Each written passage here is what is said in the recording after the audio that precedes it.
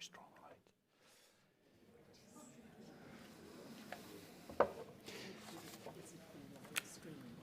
It is, yes. Welcome back, everyone. My name is Stephen Blockmans, as you will have gathered, and we will try and keep the momentum from an excellent opening panel, whilst also going a bit more in detail in some of the technical aspects, but highly political and sensitive issues, of course. We will try and tackle the knotty issues surrounding bilateral disputes that have frustrated, in many cases, the advancement of candidate countries on their track to the European Union, and but not only those, also disputes between candidate countries in a way. But before I get to a typology, in a way we are combining or bringing two strands of discussion from this morning together. One is that around decision-making by member states in the Council, where we've had references to vedocracy by Hungary in particular, but not only, I should hasten to add. Of course, the central issue of Ukraine's future into the European Union. We didn't hear that much, actually, about fast-tracking Ukraine and the context in which this idea has been brought about, which is exactly that of the US mediated peace plan, in one of its drafts at least of last year, being suggested this date. And that raises many questions where I hope we will find some answers to in this panel, which primarily focuses on some historical cases of bilateral dispute resolution between what are now EU member states, or were at one point member states, thinking about the UK as well, of course, and Ireland,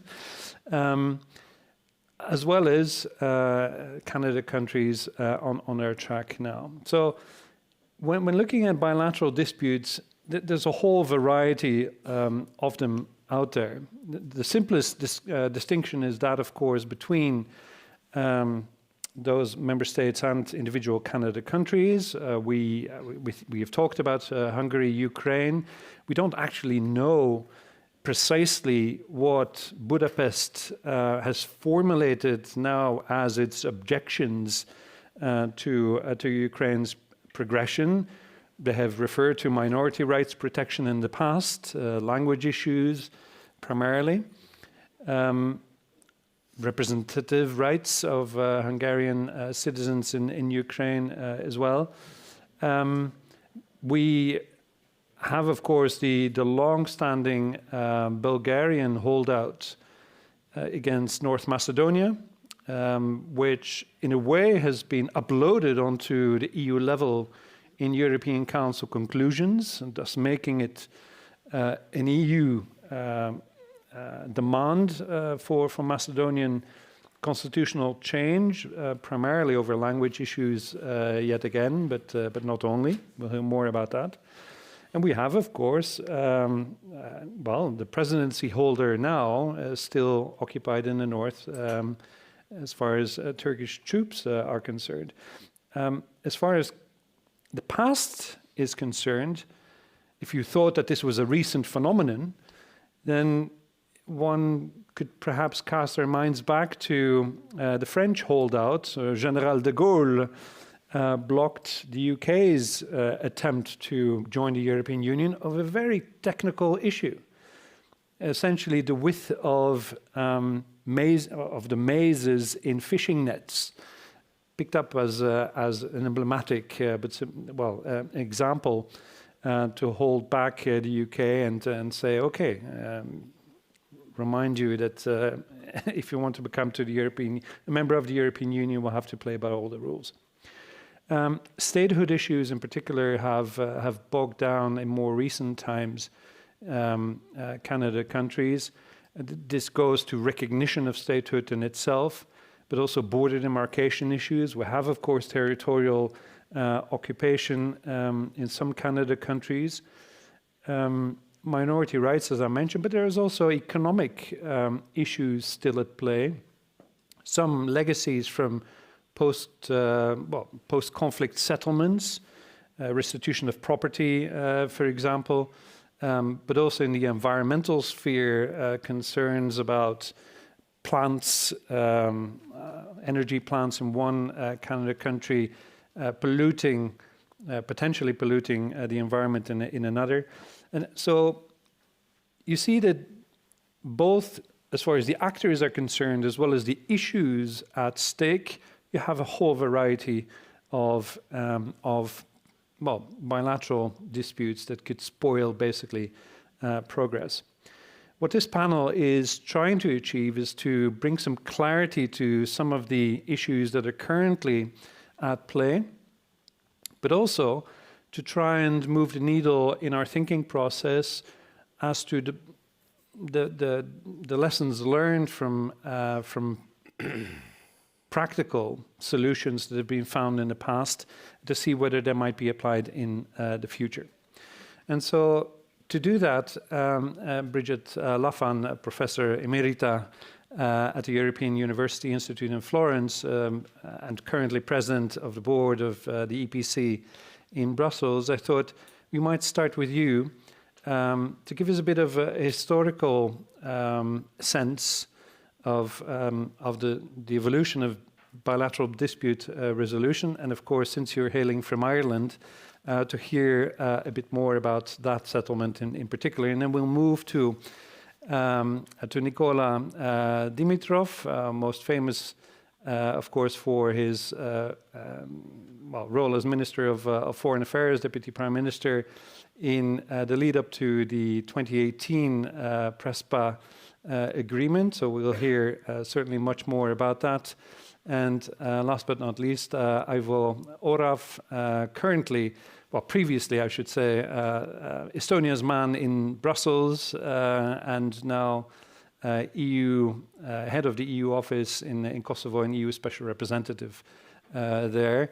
So we'll hear from a mix of geographies in a way, and try and tease out some lessons. So Brigid, why don't we hear first from you? Thank you. Well, I think we should begin by acknowledging that from the very beginning, the coal and steel community was at its core about the Franco-German relationship, and that the impulse for reconciliation between these old enemies to transform them into good neighbours was the driving force behind the Schuman Declaration. So at its core was the peace project, but central to that peace project was the Franco-German relations, by enlarging it in addition with more countries and softening the conflict, and very successfully. Really successfully.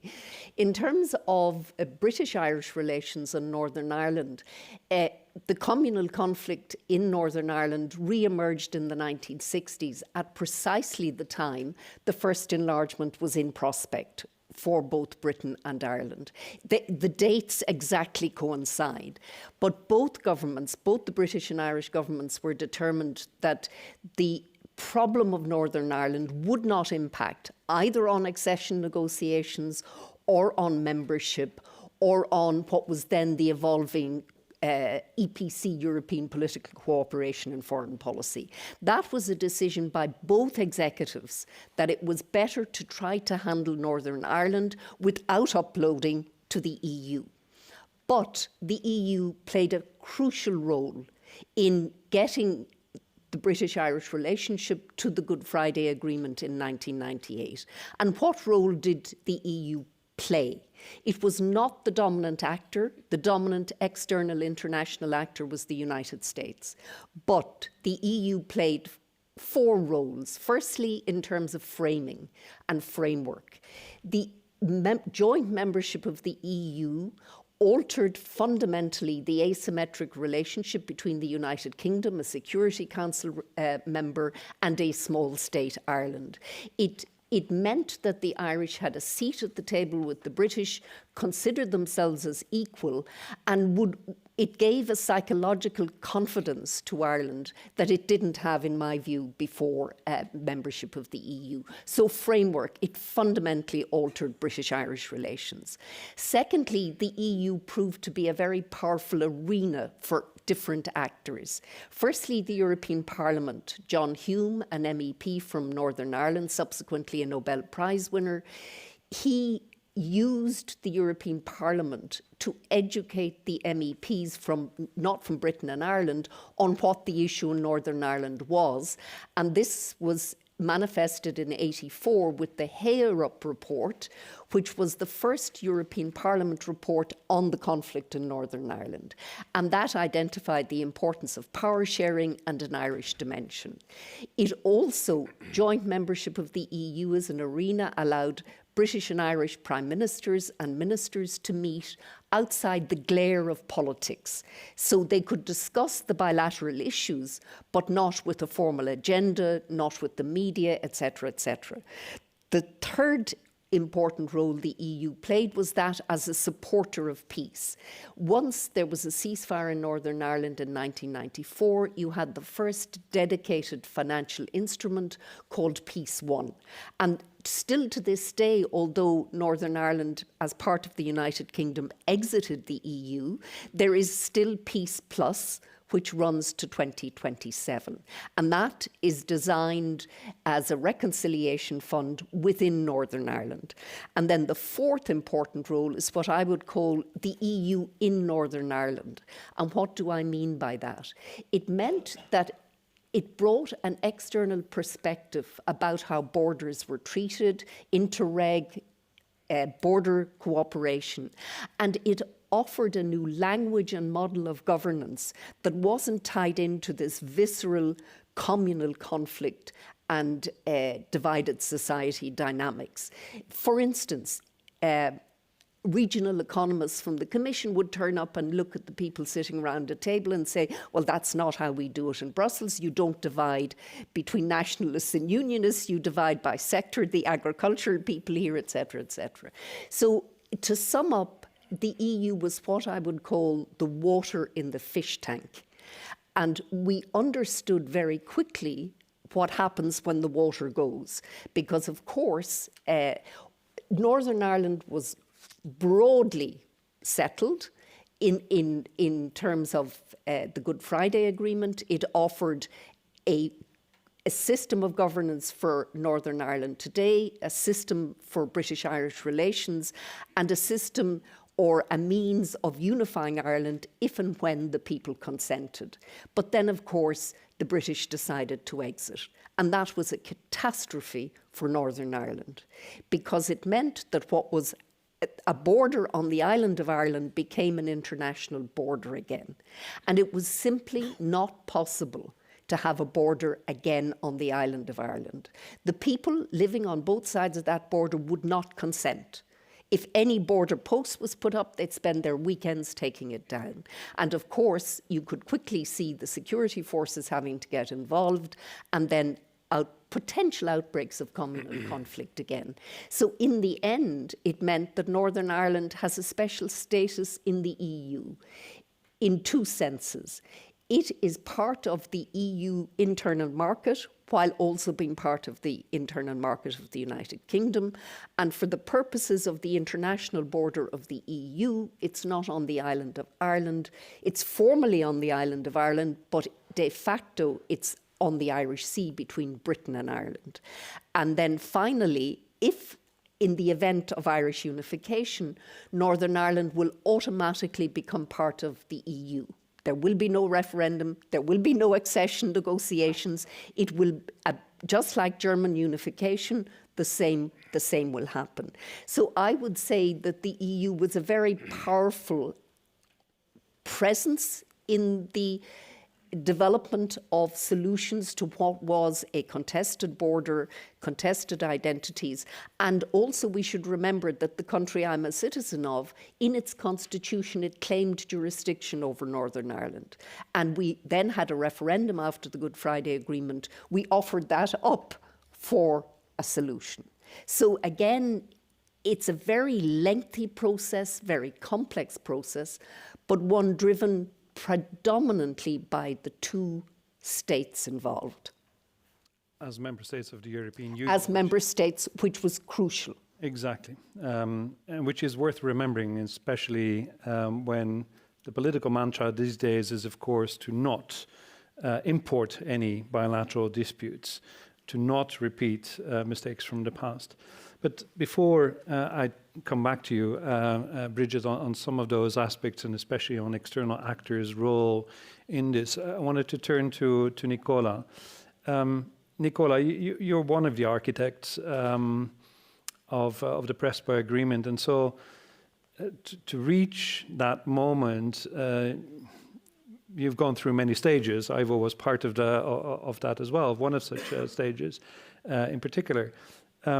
What do you think has been, the special sauce in the recipe there for success at Prespa?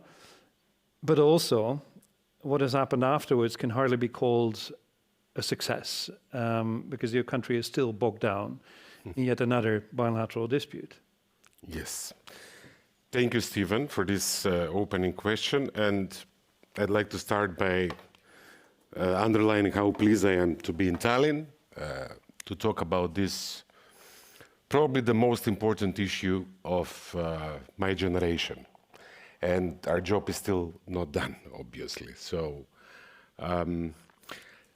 maybe to highlight the context, I don't know whether everyone in the audience here is familiar with our issues. North Macedonia is the veteran candidate country in the Balkans.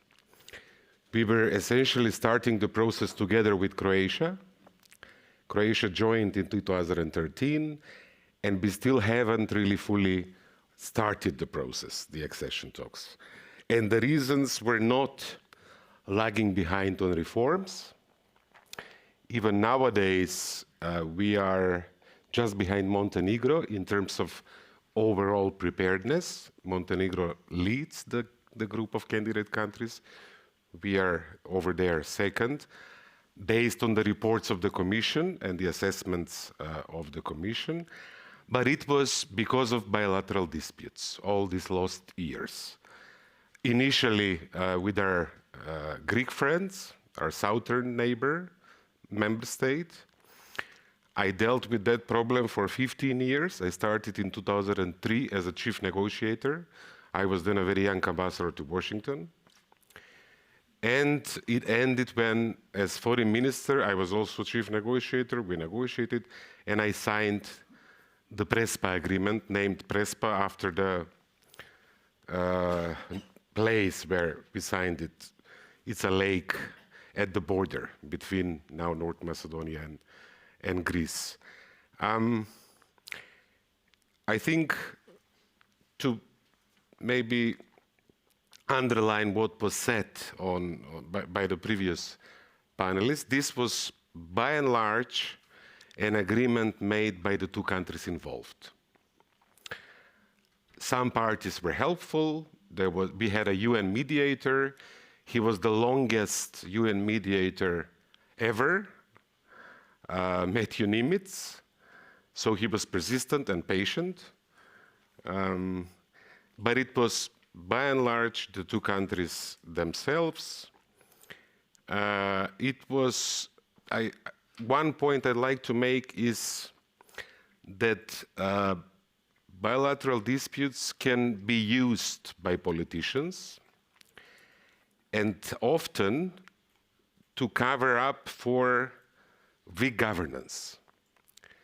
And one can make an analysis on why sometimes they are put in the public spotlight to cover anti-corruption protests on the streets, for instance, in this country or that country.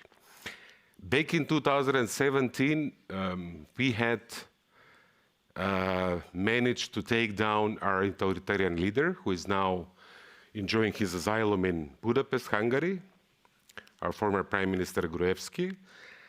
And the number one issue for the Macedonian citizens was rule of law and accountability.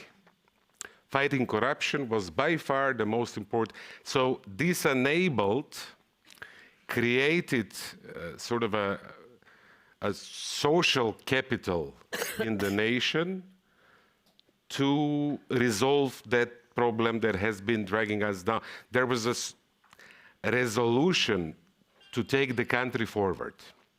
And we used that energy. We turned to Greece. I was there on my 14th day as a foreign minister, and I said publicly, it's been too long. If you want us to be your good neighbors, European, predictable, close friends, let's try to solve this issue. And we started, initially not really fully trusting each other. So trust is a key ingredient. Then at some point, we realized, well, this actually may be getting serious, the negotiating process. Then I'll quote one ancient Greek philosopher from Cyprus, the current presidency, Zeno, who said, we have 2 ears and 1 mouth. That means we need to listen more than we talk. So we listened a lot, the concerns, the perspective, the problems, the key issues of the other side. And we managed to combine a solution where the key issues for Greece were addressed, but also the key issues for the Macedonian side were addressed. And even though the Prespa agreement is mostly known because we added the qualifier North to the name Macedonia, for our side, it was also key that we are Macedonians from North Macedonia who speak the Macedonian language. So we solved the so-called Macedonian question with Greece. The agreement unlocked the doors for NATO. There was actually a legal link between the entry into force of the agreement and the Greek parliament ratifying our accession protocol to join NATO. And there is a weaker link that this agreement should have facilitated our journey towards EU membership. So this was widely praised as a triumph of European diplomacy. We had the then commissioner there, we had the then high representative in the photos right after the signing on the shores of the lake of Prespa. Now, what happened afterwards was not really a triumph of European diplomacy and policy. The agreement stipulated that we need a referendum on our side, and in the context of supporting the success of this referendum, we had all of the key European leaders, Chancellor Merkel visiting Skopje, President Macron sent a video message, many others, essentially promising directly to the citizens that if they support, that if this happens, the country will start its journey. That did not happen. And I think there was a huge strategic missed opportunity on the part of the EU to send a signal to the rest of the region that it is worth investing political capital in solving a difficult issue because Europe will be there for you and it will deliver on its promises. Instead, it sent the opposite message that you may be left on your own. And bilateral disputes and accession, in the room where they put our mics for this panel, the room is called Wolf. We can call it the wolf of the accession process, or as Natalie Toci used the term poison at the last Bled Strategic Forum near Ljubljana. The operating principle of accession is the notion of conditionality. A country delivers on reforms, they get recognition, and they advance and progress in the accession process. When a bilateral dispute intervenes, it completely undermines what we very often, in every single speech, call the merit-based nature of the process. So when there is a bilateral dispute as an obstacle, the country in question knows that even if they deliver fully on chapters 23 and 24, for instance, they won't be able to progress. So there is no carrot. They also know that even if they fully fail to deliver, they cannot be blocked twice. So there is no stick in the process. So until we find a solution to divide and protect the integrity of the accession process and deal with bilateral disputes with other means, we put the merit-based dimension of enlargement into a major question. The same, I think, goes with coupling candidate countries. If their destiny is dependent on what happens with another candidate country, which is obviously beyond what their control, this also undermines the merit nature of the process. I think I'll stop here. Yeah, it's a good point to stop this round on, because you were going into policy prescription there, but I'll turn back to you on that. Aivo, when you landed in Pristina, of course, you inherited a very complex file.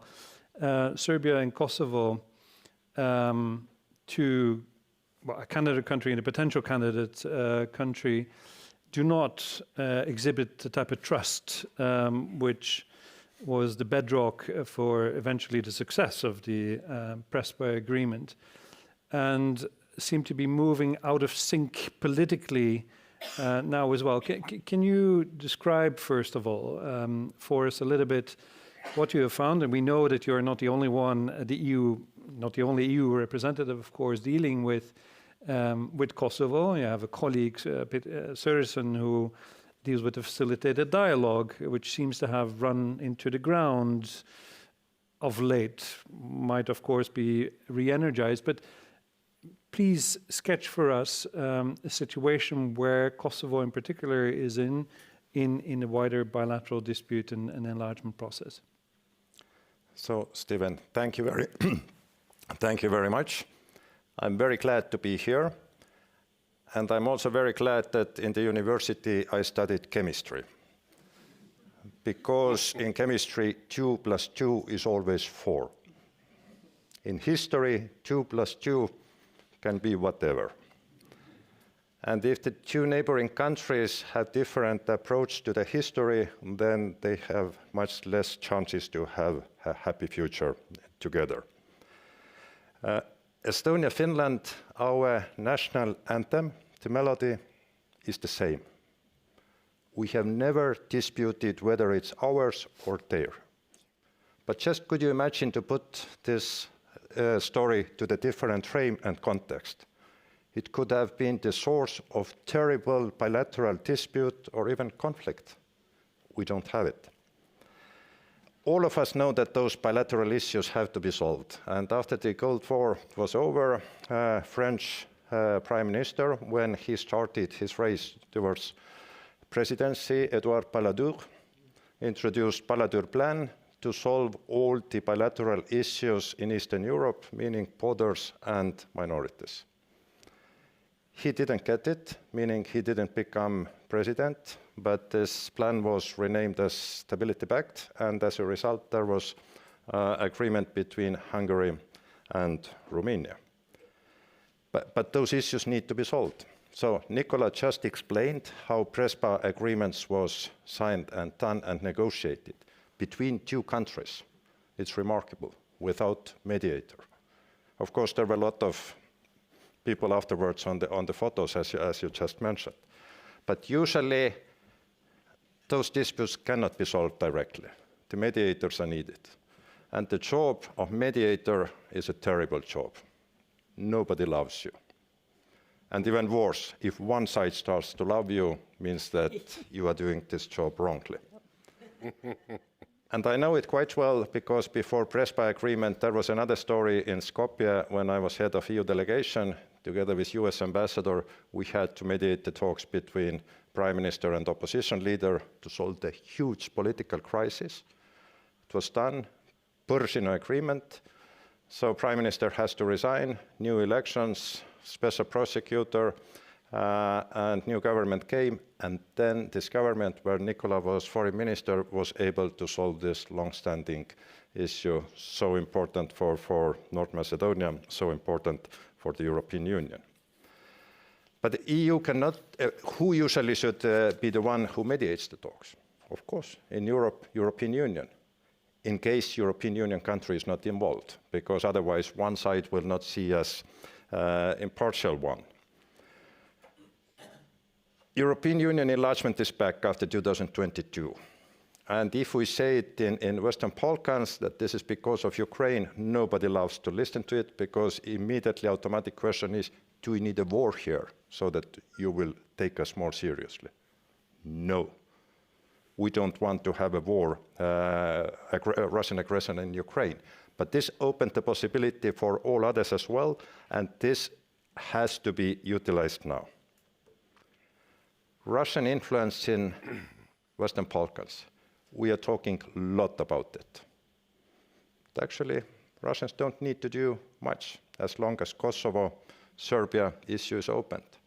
All of those in the foreign ministries, intelligence services in Russia who are dealing with Western Balkans, they can open champagne every Friday afternoon because this question is still opened. Or whatever they drink under the sanctions, I don't know, in those days. Right messages from Europe are very much needed concerning Serbia and Kosovo. Sometimes we hear that one of those countries can join alone. I think it's a bit irresponsible, because if we turn it around and to tell that this another country will join alone, what then? Then another one never gets the membership in the European Union. So they have to go together. Just to imagine that Serbia joins alone, what we are going to do with Kosovo? This army of internationals will stay in Kosovo forever. KFOR will stay there forever, and we don't know how to handle it. They have to go together. So this word of dialogue is quite boring, but there is a lot of substance. And now you mentioned also, Stephen, that many people are dealing with Kosovo. And actually, the European Union in Kosovo is the most similar to the European Union at the Schuman Ring in Brussels, because there are so many different European Unions.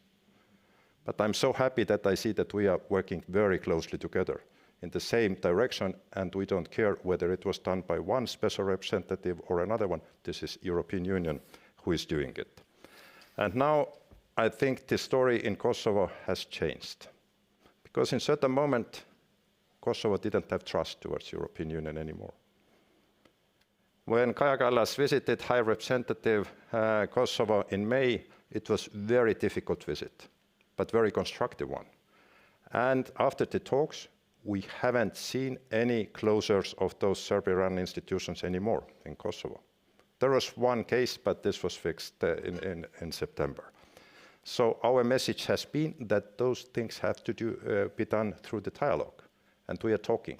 It's not every day in media, but I think our work is well done if we are able to avoid those negative headlines concerning the northern Kosovo. And I think we are well on track. So the new government started, and the problem for Peter Sørensen was exactly that there was no partner in Kosovo with whom to deal. We have a very good team in Brussels. We are ready to move forward. And now when Kaja Kallas congratulated new Prime Minister 2 days ago, also mentioned publicly that she is ready to convene the high-level meeting to bring the leaders together to move forward with the dialogue. And I think this is the moment to do it. We have to keep those hopes high and also credible for both. Yeah. Thank you. Just a quick follow-up question. You just mentioned that the government is in place, the assembly of course, is in place in Kosovo after the end of year elections, which ended a long period of stalemate, political stalemate. So that's positive, obviously. On the Serbian side, however, you see the parliament adopting basically new laws, bylaws that restrict the independence of the judiciary even further. And so my question would be, to what extent the European Union can really even-handedly deal with these bilateral disputes by turning a blind eye to what is happening to the fundamentals of Canada country status and eventually membership, rule of law, respect for democracy and fundamental rights. Is there a Chinese wall between these issues, or are they very much integrated in this momentum? The potential now for Kosovo, but you see Serbia effectively backsliding on certainly freedom of expression, as recorded in the last Commission report, but it is visible for all to see that it's much wider than that, the problem. I should say that I don't have much freedom of expression to comment what is happening in Serbia at the moment. But rule of law is for everybody, and I think in previous panel I heard something what sounded like flexibilities concerning the fundamentals. I think we should be careful to use expressions like that. But just coming back to Kosovo once more, when we are sitting here, there is very historic development at the moment, because the Minister of Local Governance invited all 10 newly elected Serbian mayors to the meeting. First, they went to the meeting, and they are discussing very difficult topics, because it was a lot in media that, this topic or another we are not going to discuss. Of course they have to discuss. And this readiness to discuss also makes our life easier, because what is happening in one or another area in Kosovo, we can always afterwards help them to discuss those issues together. Maybe we will be something behind the scenes, but we are helping it, and I think it's something what should be very much welcome. Yeah, okay, good. All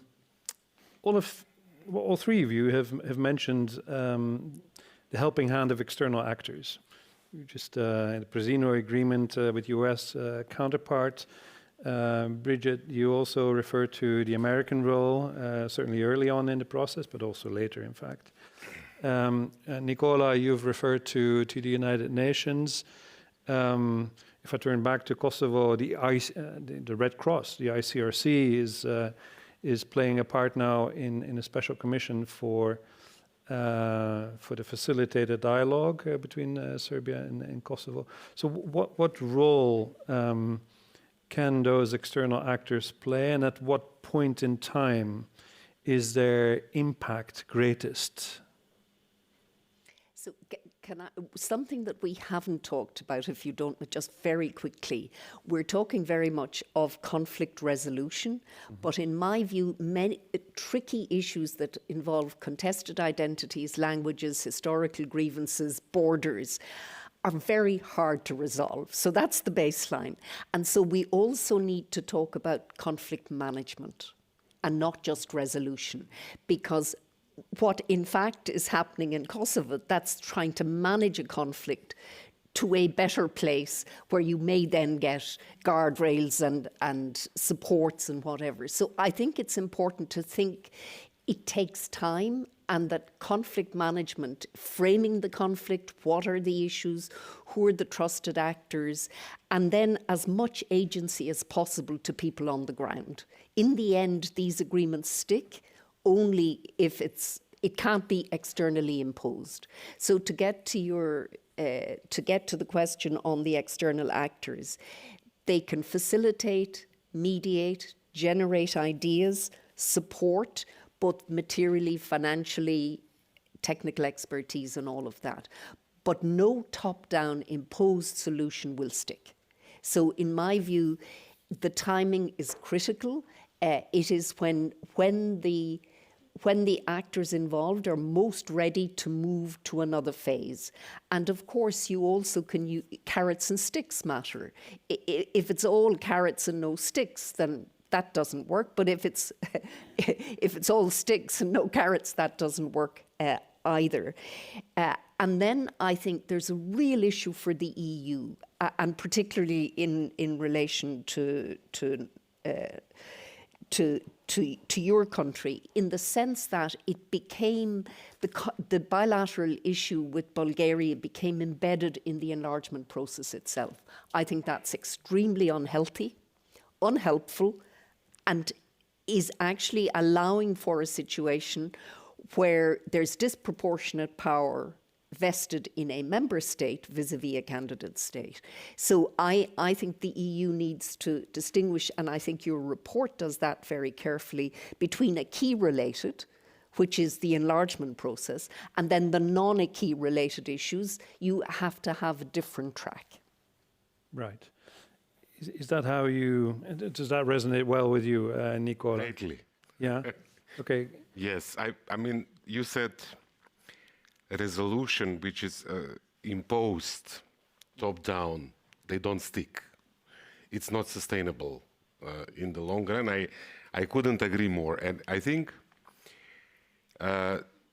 when in a case of an asymmetric dispute where, and all of them between a member state and a candidate country are by definition asymmetric, right? Because there is an extreme leverage in the hands of the member state against or with regard to the candidate country.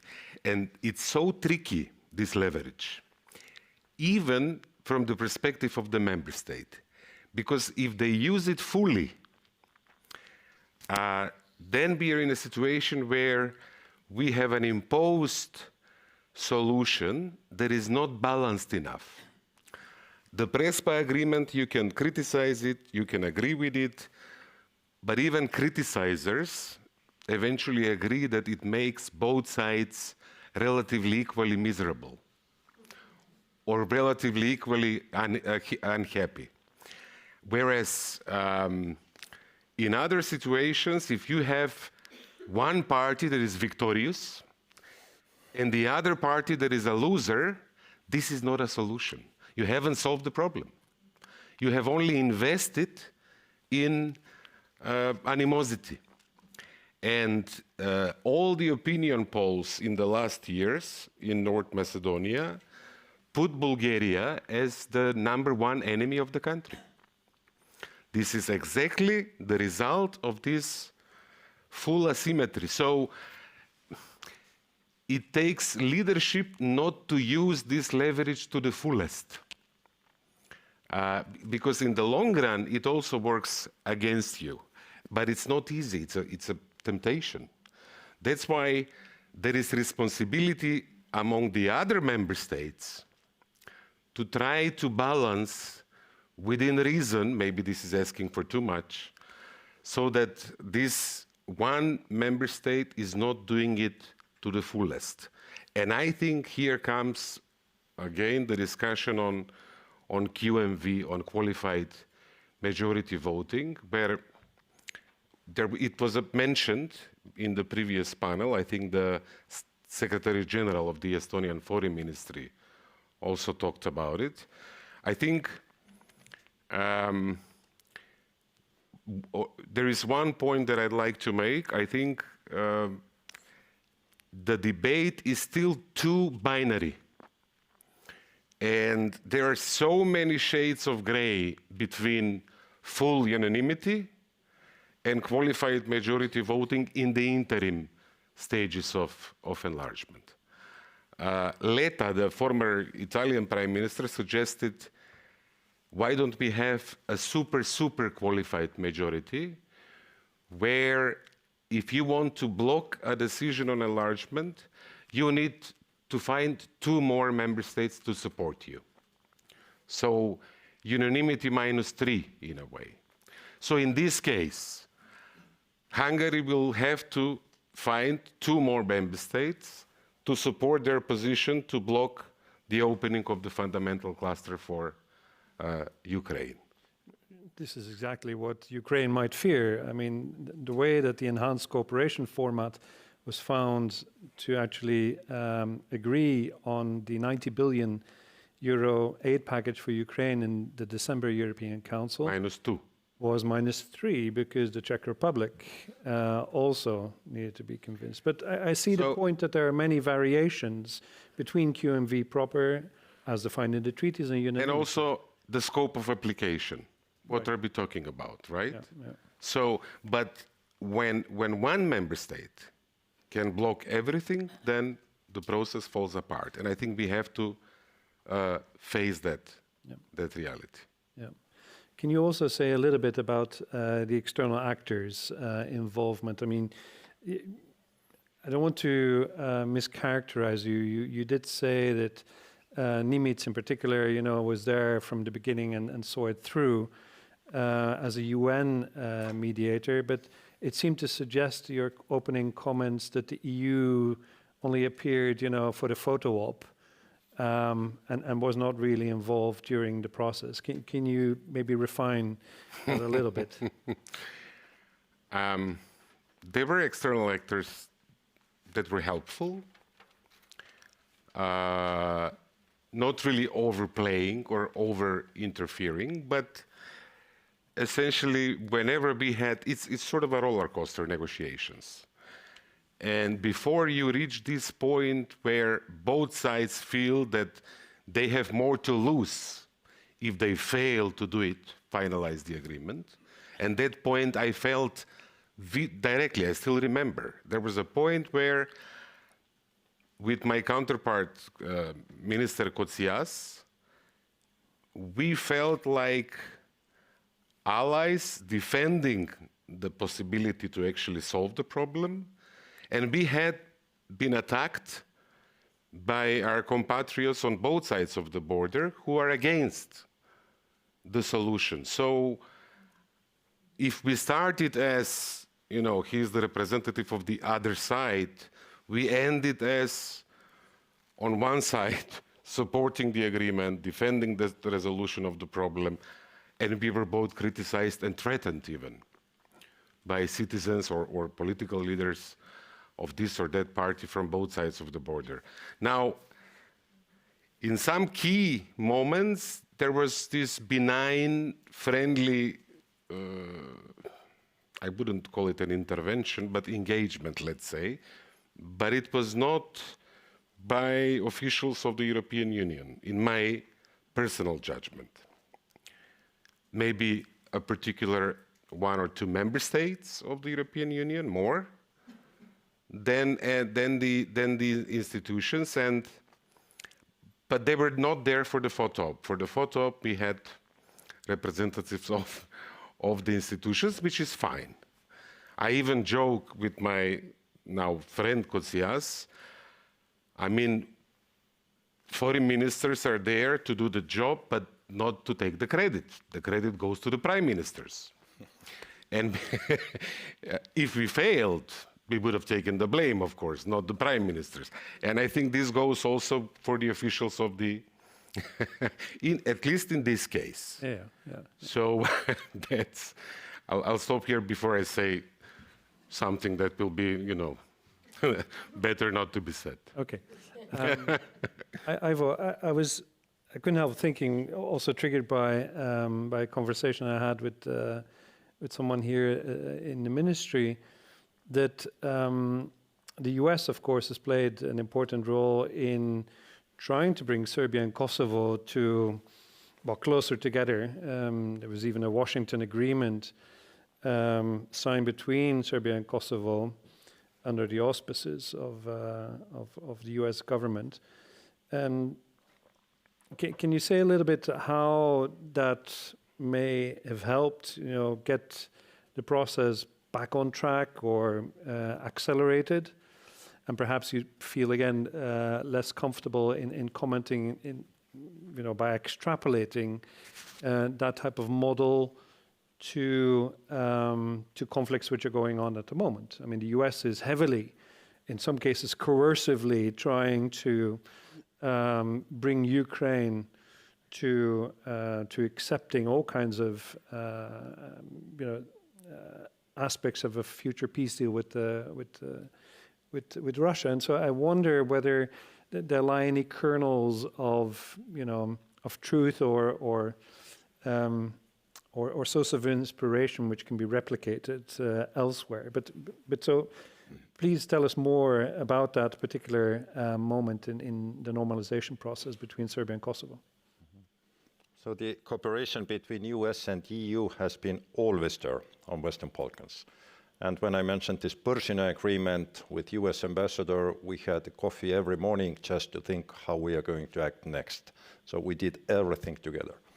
Now in Kosovo, US has, of course, very special role. I may say the leading role always. And Kosovo people are very thankful for the US, what they have done for their independence.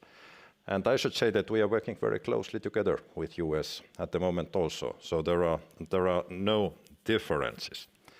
Just maybe about this international advice. Going back to my own country in mid of 90s, there was a very small OSCE mission, only 6 persons. And in the foreign ministry, we were very happy if 2 from them came to us and gave us different advice. Or if one of them, we asked that, but you don't do it in your own country. Yes.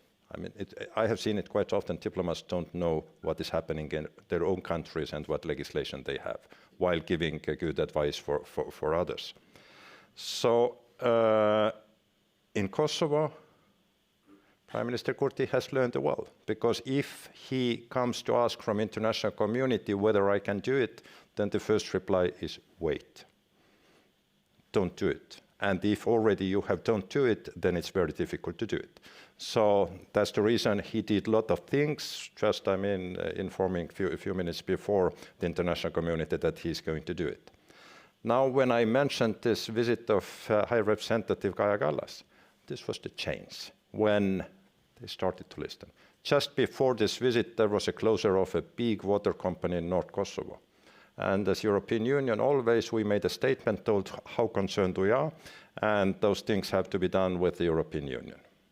Next day, we are coming back to the offices, and the situation is the same. So we are still concerned, but nothing is happening.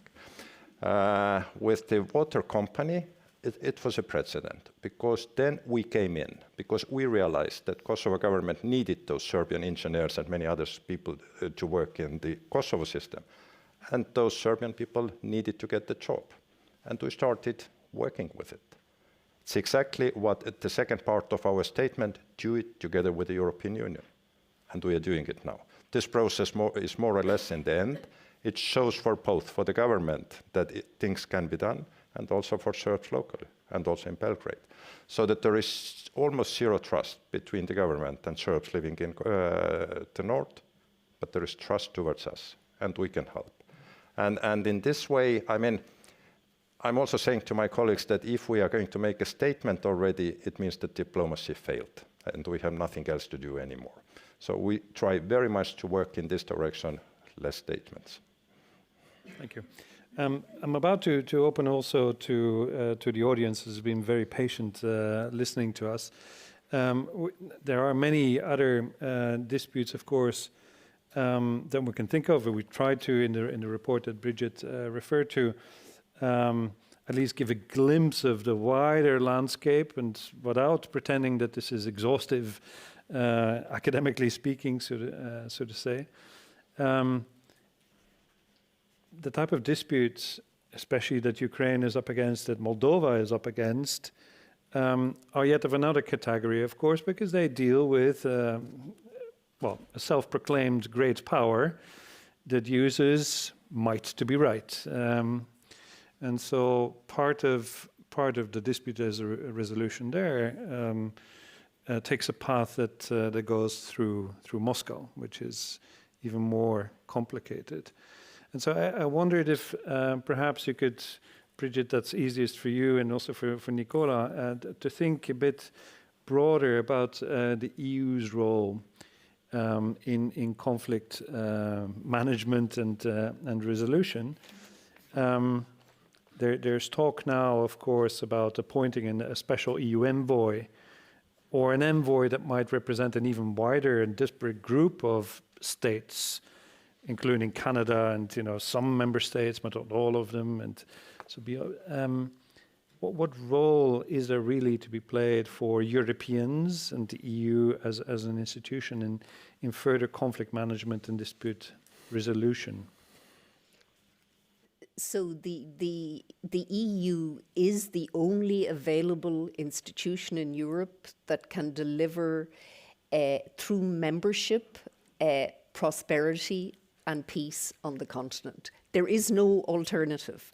Yes, there is the NATO buttress, and it could well be over the next 10 years we're looking at a European NATO rather than the NATO we have today. We simply don't know. So the EU is the fundamental institution, and there's only one EU. There aren't, people always talk about there's this wrong with the EU and that wrong with the EU. And like any political system, the EU is open to many critiques. But it is the only interstate institution that fundamentally transforms what it is to be a state. To be a member state is a different category than to be a nation state. And it is the only one available, and we heard this morning what it meant to Estonia, what it meant to Poland. I know I come from a very poor country that is now a very prosperous country, and without the EU that would not have been possible. So the EU is an essential institution for this part of the world. I would argue further that given the geopolitical context of the world, the return of great power competition, the uncertainty about the hegemon, what kind of US in what kind of world, that the EU's has become even more essential to Europe. So how Europe charts this 10 years, the next decade, is absolutely vital for the world we give to our children and our grandchildren. So I would say in terms of conflict resolution, conflict management, an essential pillar. Its very existence and the prospect of membership. And there is no country that joined the EU that was made worse off by joining, not a single one. So again, that's very rare in human history, that is the case of something that is multinational and multicultural. So I think we have to almost reclaim the importance of the EU for the EU. And that involves, in my view, the elites going out and being very open with European publics about what membership means and what it contributes. And that, yes, the EU is a source of some irritation, it disappoints, but try having a Europe without it in the 21st century. And then in terms of the techniques and enlargement, I think Europe has to find a solution to what was described elegantly this morning as the elephant in the room. No one country can be allowed to prevent what is necessary for the future security and prosperity of Europe. And so we have to use the Draghi line, whatever it takes, whether it's how you circuit it or whatever, but no one country can be allowed damage the future of the polity itself. And so the EU has to solve that. And then when it comes to the actual specific conflicts that we've talked about, all are capable of resolution, or at least capable of having sufficient guardrails around them that they do not become problematic systemically. So, in other words, in addition to ideas of loyal cooperation that are rooted in the treaties, there also has to be a sophisticated sense of what being a good neighbour is if you're a member state of the EU, that you do not cause trouble for your neighbours, that you, in other words, support. So I think that's the bit to me that's missing, is the good neighbourliness and what that means in an EU, because we can go down into the atavistic, hyper-nationalistic, the dark side of nationalism. I happen to be a liberal nationalist. I'm not anti-nationalist. I'm a liberal nationalist. But we can't go back into that Europe. We know what that Europe is like. We know what that Europe has delivered, and it was very ugly. And we also have the reminder from Russia of what happens in a Europe where a power is willing to use force. So I would say there is a lot at stake for the EU, both in the individual bilateral issues we've talked about today, but more generally in how the EU positions itself for a world that's far less comfortable for Europe than the world we've just left. Thanks. I mean, philosophically speaking, that's, you know, an aspiration that I can fully ascribe to. I suppose that Nikola will see things slightly differently. I mean, you're facing an EU Council demand, basically, for further constitutional change, and so unless the EU reforms itself in the way that Brigid is talking about, there is no breakthrough to be imagined other than that engineered by Skopje itself. Yeah, I think with the big point, I fully subscribe. I think we live in incredible times, in times of a major disruption of everything that we have been presuming, taking for granted for decades. There is a huge rupture. I wish that speech from Davos was made by a European leader. It was made by a Canadian leader. Alexander Stubb has made similar type of comment. Yes. For he's a former student of So I think the underlying question is, if this is the premise, that we need more of Europe, and I think we desperately need more of Europe, and I dare to speak about Europe even though we are a candidate country, but we in candidate countries are also Europeans, and we share the destiny of this continent. So I think the underlying question is the European Union fit to act in these times? And if one member state can block something that is so obviously, critically, fundamentally important for the peace on the continent, for all of us, then this European Union is not properly fit to act in these difficult, pressing geopolitical times. And I think we have to face that reality, and we have to find a way to solve that, the mechanism of the decision-making. And this may be part of a bigger bargain where we put other issues as well, where other countries also sacrifice something that is dear to them. But I think we have to get to a point where it works. Otherwise, we are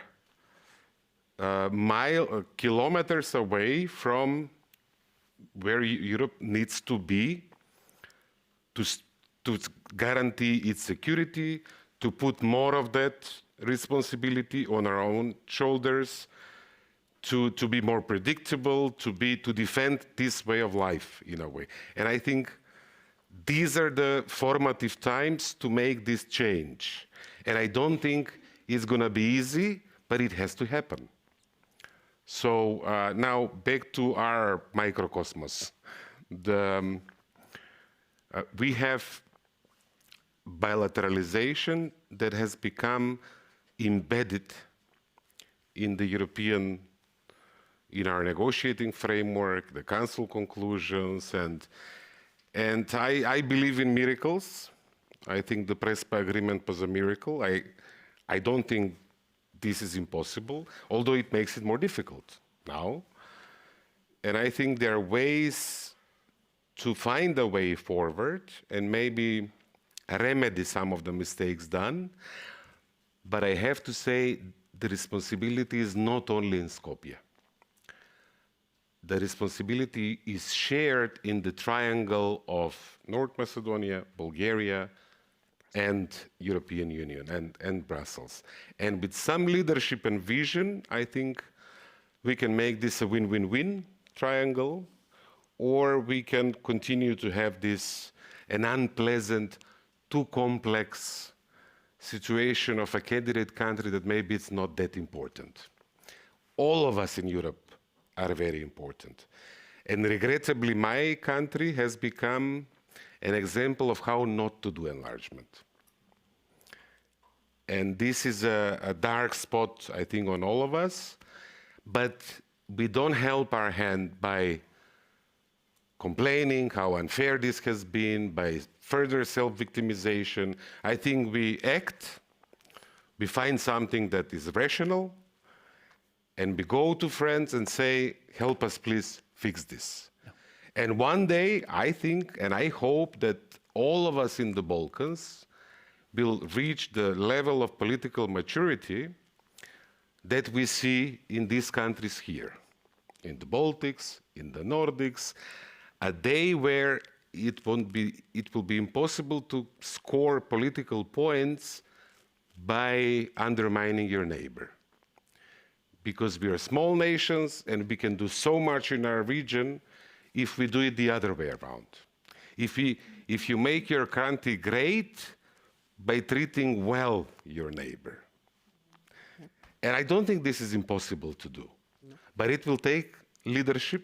So we share, in a way, we as a region, we share the responsibility of making this jump. And we live in times where we have to make those jumps, all of us, together. Aivo, if you allow me, I'll turn to the room first, and then we can come back on some issues. Please, just try and catch my eye. I'm a bit blinded, though, but I see several people wanted to come in. Where's the roaming microphone? Over there. There it is. Let's start here and then work our way. Yeah.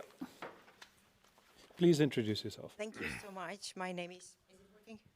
I think so. My name is Tuuli Pärnsala. I'm responsible in Estonian Foreign Ministry for the enlargement policy in our EU department. I want to connect this fascinating discussion that we had. Really, thank you everybody in the panel with what we heard in the morning about the next enlargement round and the possibility that we could have a big bang enlargement again because it has worked once. Why not try it again? And then it would mean that also Kosovo and Serbia would be in that round, also North Macedonia. And to ask the panelist, Professor, first of all, would you think that in today's Europe, we could find help from this kind of enlargement, that we bring everybody in with all their issues and try to solve them in our family without the pressure from outside? Would that work? What advice would you give? Would that resonate also for North Macedonia? You think it would be possible, beneficial? Yes, let us come in, and then we agree to change our constitution again. And Kosovo and Serbia, if the differences are so fundamental, there is actually a question of do we have 6 or 5 Western Balkan countries? Can this also be solved when those two are brought into the family? Thanks. Thanks, Tuuli. Yeah, it brings back what has also been mentioned in the press as a form of enlargement in reverse. First, you bring in the countries, and then you make them work towards full membership rights by aligning them to the acquis. Heather, you have the microphone already. Thank you. Heather Gravy from Bruegel in Brussels. So one issue that we haven't really discussed in all of this is the role of the United States in the past 70 years, both at the macro level and the micro level of resolving disputes. So I fully agree with what Brigid said about the uniqueness of the EU, the uniqueness of the way in which it's managed to resolve things. You know, as Churchill said, democracy is the worst form of government apart from all the others we've tried over time. The EU is the worst form of organizing Europe apart from all the others that we've tried over the previous centuries, right? So it's absolutely the best we have.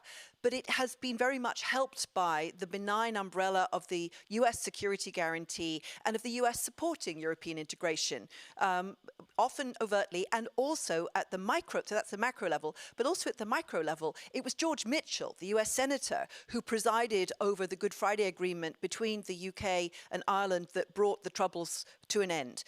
It was the US pushing Boris Johnson not to be so irresponsible after Brexit as to make it for a worse situation for Northern Ireland and for the border. So, and the US has also been, of course, very much involved in the Balkans through KFOR, but also in a lot of dispute resolution and so on. And, you know, Nimitz, after all, was an American.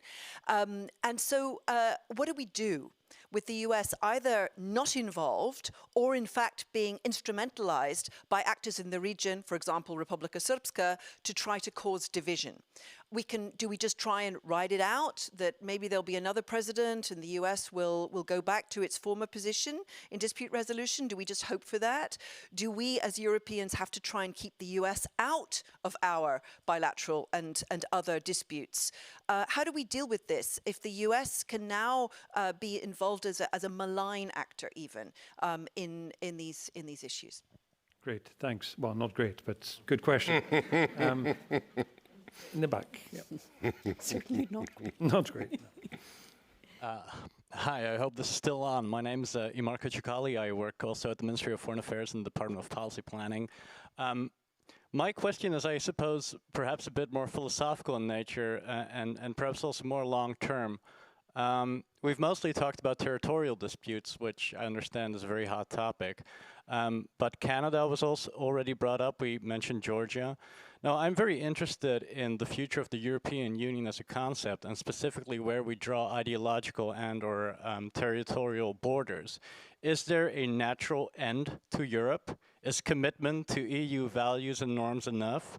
Is Canada a potential future EU member state more so than, for example, Turkey or Azerbaijan? So my question really is, where does the EU go in the future? Where do we draw these lines, and are they purely ideological in nature, political, or geographic? Great question. Thanks very much. Moving inward, same row, please. Sébastien Maillard from the Jacques Delors Institute.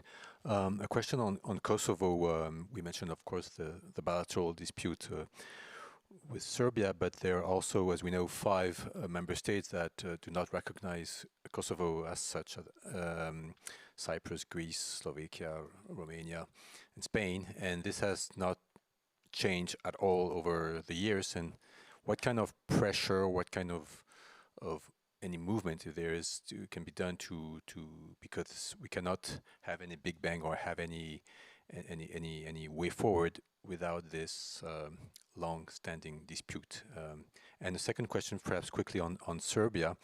Of course, we talk about Kosovo, but how do you fear Serbia will be damaging or preventing actually Montenegro from its membership? Was there anyone else in that pack? No? Then we'll stick with these 4. Aivo, I said I would turn to you first. Yeah, thank you. Just going back also to your question about the EU special representatives. And if EU is appointing special representatives, then this is not solution itself. But there should be something what the person is going to do and deal with. Just to tell you that the concentration of the European Union special representatives is highest in the world in Kosovo, because we have 2 of them.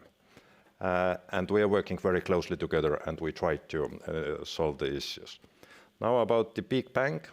2004, there was a Big Bang, and this was real success.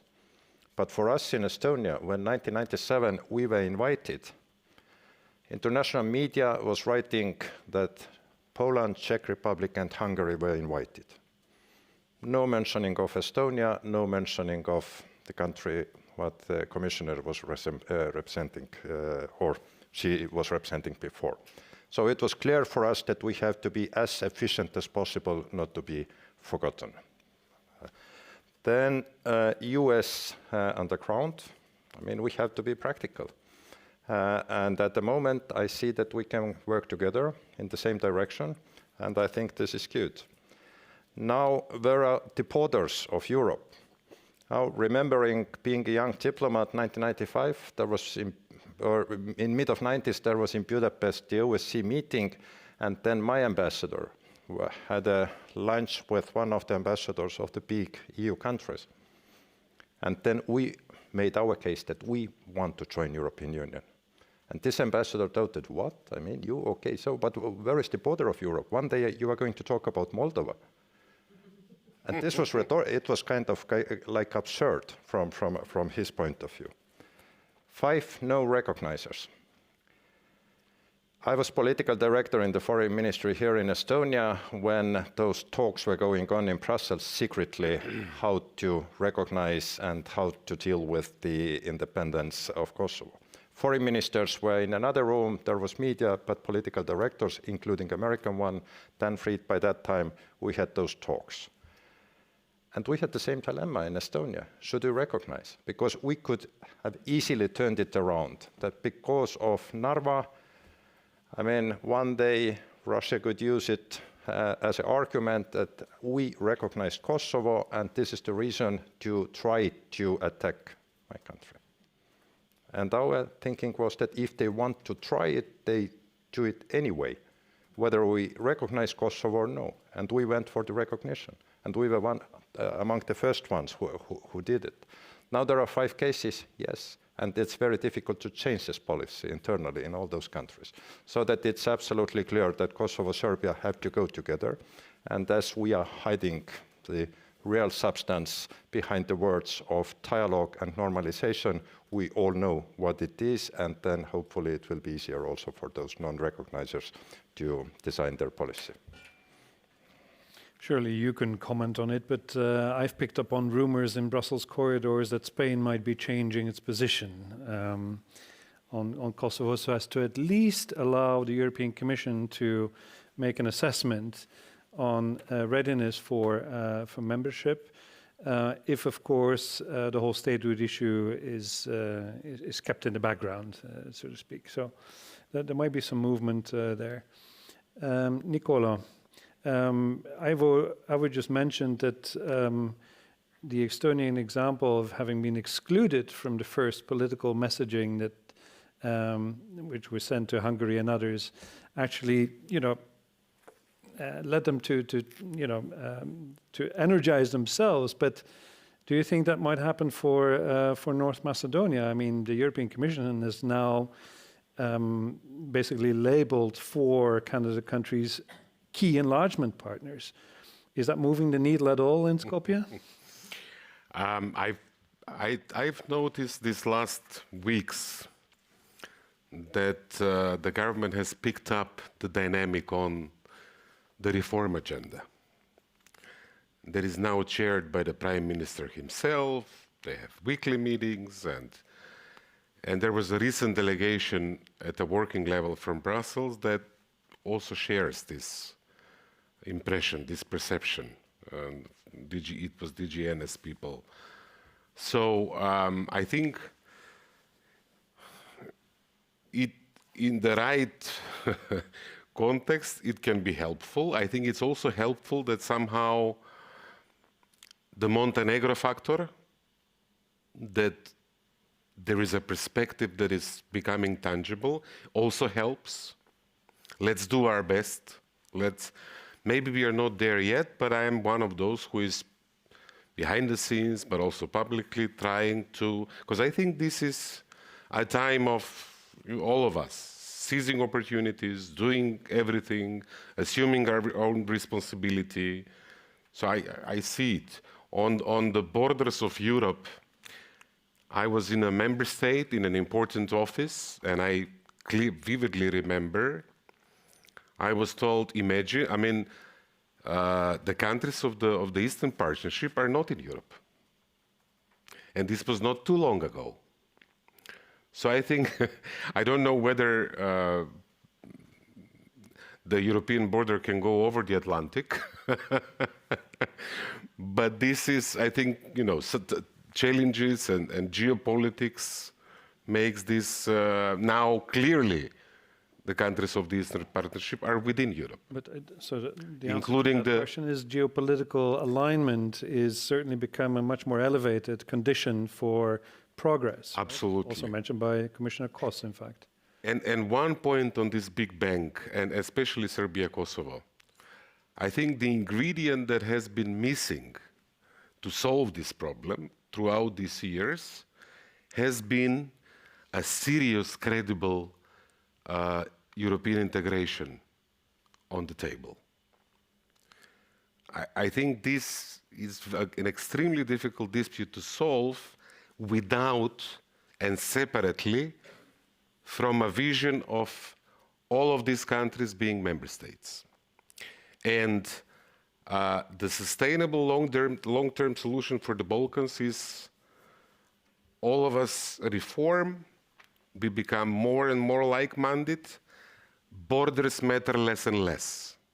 Without that perspective, you have nationalists in the negative sense of the word that reignite the greater states discussions, the changes of borders along ethnic lines, etc., that we cannot live with them, the others. And so I think if we manage to fully grasp the importance of the times and we actually think about this region as a European region, I think this is solvable.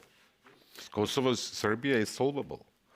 And I think a country that was not mentioned here, Bosnia and Herzegovina, in the right context, there is a way forward, a positive one for Bosnia and Herzegovina as well, as a functional European democracy.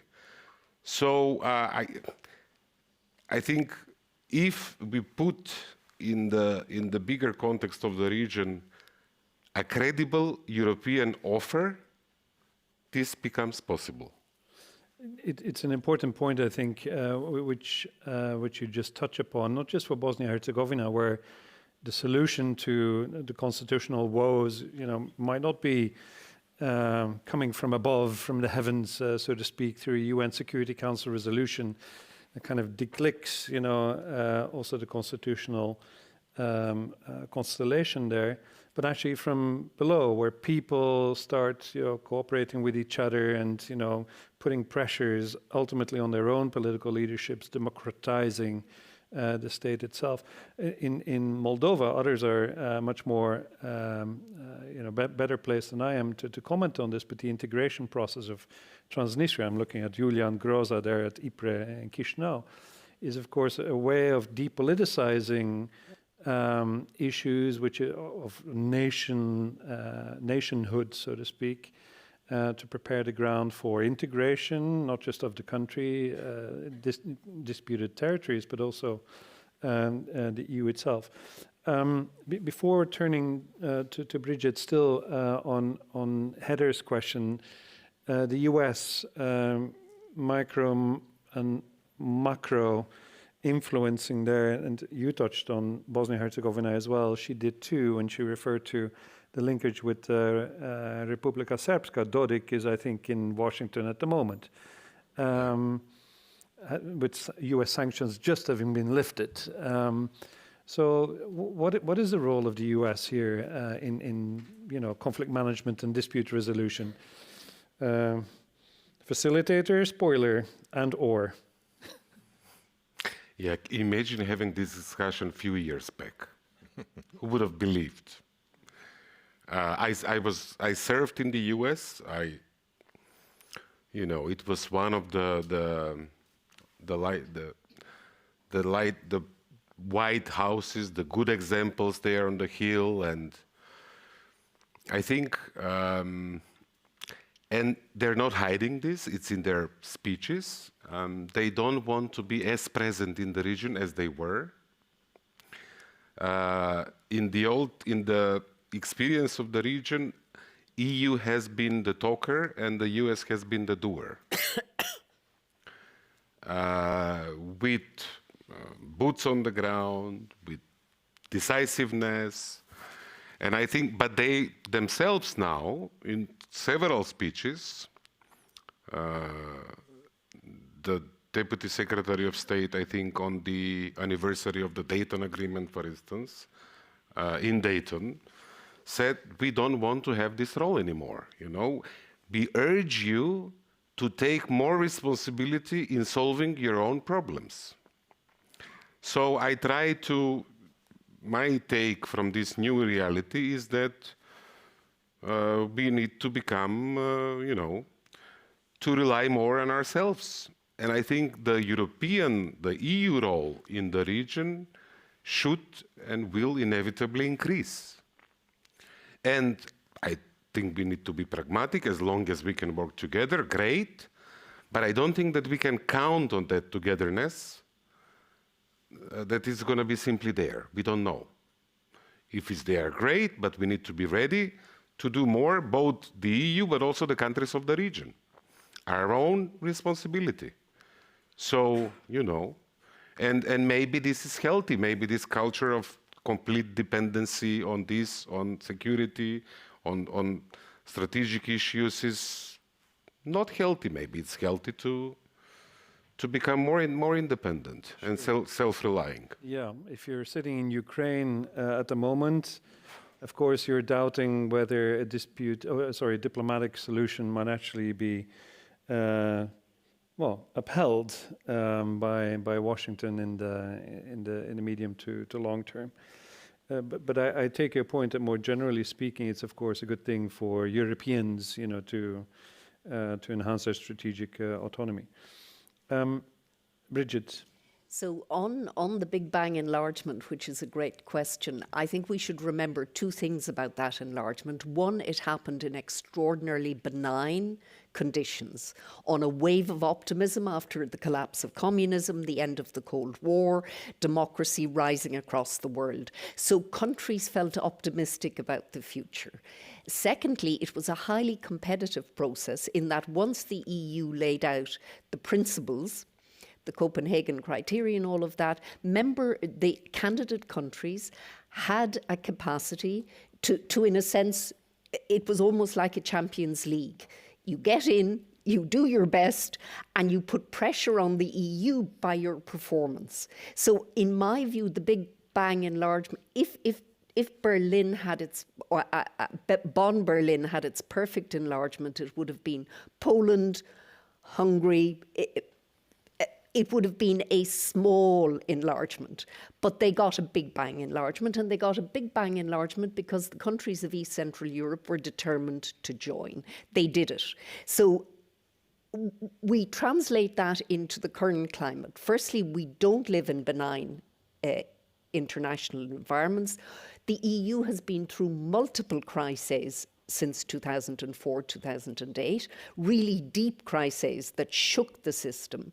And so the bandwidth of the system is not, in my view, what was remembered, that Big Bang enlargement was the premier strategic drive of the EU at the time.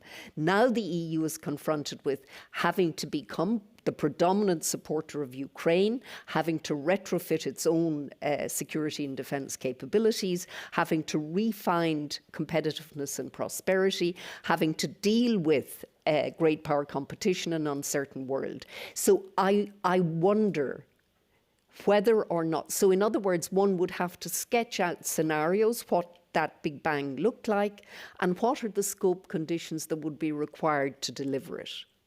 I suspect the EU will be more cautious, just simply because of the world that the heads of government now find themselves in. But I think it would be very interesting if those responsible for enlargement across the foreign ministries of the member states took a look at what a Big Bang integrated enlargement would look like, and what would the scope conditions need to be in order to allow that. I think we have to be extremely careful on you get in and then you sort out stuff. I think there is a balance there. Despite a good example of Ireland and the UK. Yeah, but remember, Ireland and UK never, ever once created a problem about Northern Ireland in the EU. That was a Shaskar. They said, this is our problem, we will solve it, but being a member state helps us. They weren't playing any diplomatic games or political games with Northern Ireland. On Heather's question on the US, we as Europeans have to face up to the fact that either we're facing a deep rupture in transatlantic relations, that's at the extreme, or at least a major transition. In other words, there's no return to the status quo ante. The United States will not be as present in Europe, will not provide the same levels of security guarantees that it did in the past, and will not be as reliable a partner. We were warned in 2012 with the pivot to Asia, Obama. We ignored it. We had Trump won. We didn't do enough. And now we better not be slow learners. The United States, this administration, has a deep antipathy to the EU and all it stands for. They want, if they had their ideal Europe now, it is a Europe led by the radical right.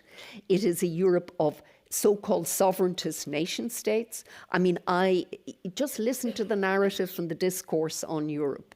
We're the old continent, we're a basket case, which actually, if you look at the stats, isn't true, but and it's social media is full of this. So Europe has got to take its responsibility for its own conventional security. It's got to take responsibility for its political economy and the model of political economy going forward. And it's got to make sure that it engages with the United States. I don't think there is a decoupling available, but you must engage and resist. And Greenland was a very useful example of the Europeans saying, enough, basta, as the Italians would say, no more. So Europe has got to develop the confidence to know when it's being bullied and pushed around and say to the Americans, no, we can do this without you.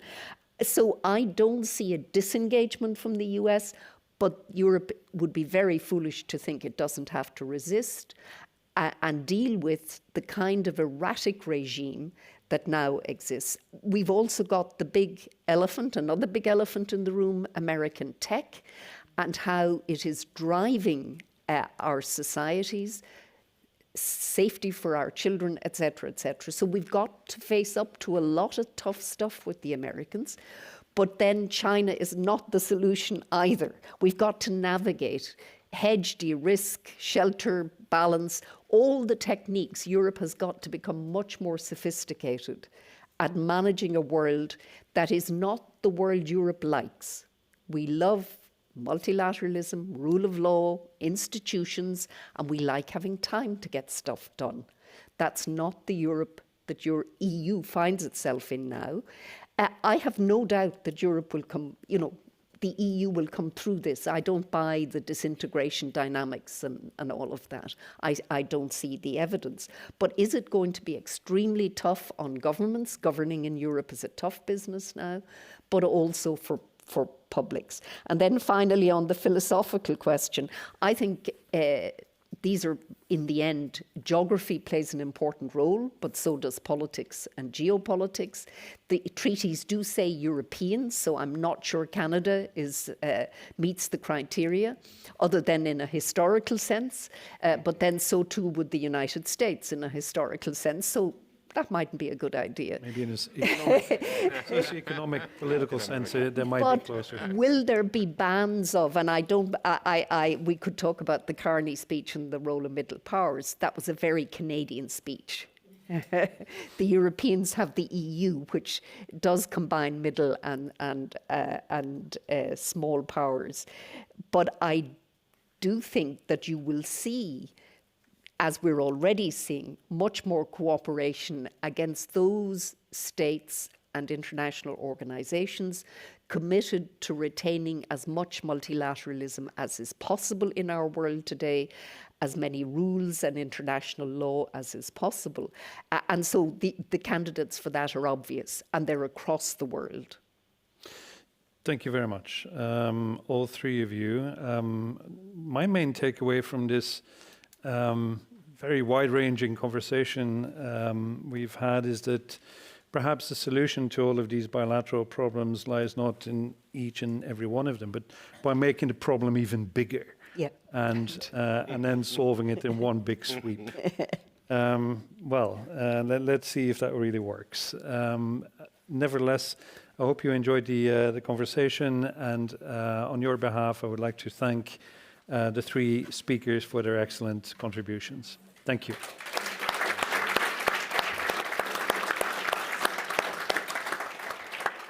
And so lunch is served downstairs, and we will be resuming here in an hour, top of the hour. Thank you. Thank you.